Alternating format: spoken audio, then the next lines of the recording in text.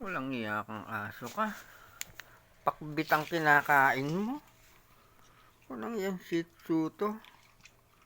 Pakbit ang gustong kainin. Ayaw ng dog food. Gusto pa pakbit. Yung sitaw, tinira ng gusto.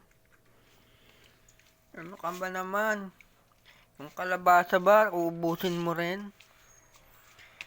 Grabe, pati kalabasa kinain mo. Ay, nako. Pasaway kang shih tzu ka ah. Binibigyan ka ng dog food, ayaw mo.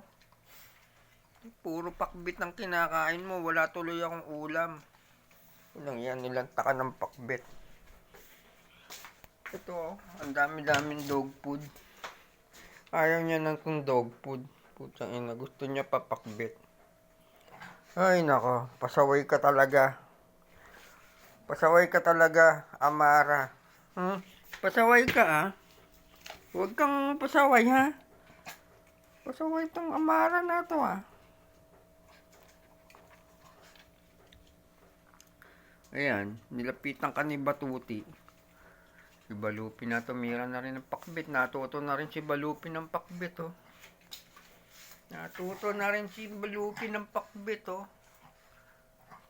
Kumaya na kay Amara ng pakbit oh. Oy Amara. Amara. Kumaya na sa'yo si Balupi ng pakbit ah. Ayun oh, tinira na yung pakbit. Ha? Ikaw ang pasimuno ng pakbit ah.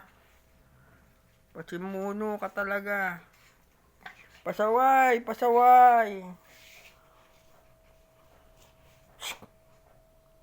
Pasaway ka ha, pasaway ha.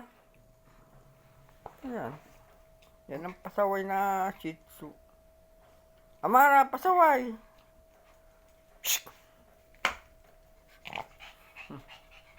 Gulat siya eh. Pag pumadyak ako.